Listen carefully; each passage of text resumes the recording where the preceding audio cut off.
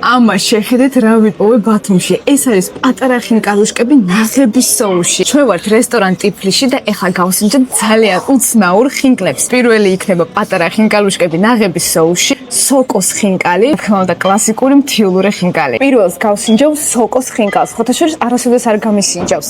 აბა ვნახოთ რა სჭამენ ვეგანები, როცა არ ჭამენ ხორციან ხინკალს. ვერ ხვდები ზუსტად რა სოკო არის გამოყენებული, მაგრამ სოკო ვისაც უყვარს დავწონებული ვარ, ეს ძალიან მოგეწონებათ და აქაც არის ეს უგემრიელესი წვენი. აბა კლასიკური ქალაქური ხინკალი გავსინჯოთ. ძალიან დიდი ხორცის ნაჭერია, ბევრი წვენი და ძალიან თხელი შორის ცომი არის. ბოდიშით სოკოს მოყვარულობა, მაგრამ ხორციანი მთიულური ხინკალი მაინც ჩემია. ბოლოს ყველაზე საინტერესო ეს არის პატარა ხინკალუშკები ნაღების соуში. ძალიან ლამაზად გამოიყურებოდა. ამას შეხედეთ რა პატარებია.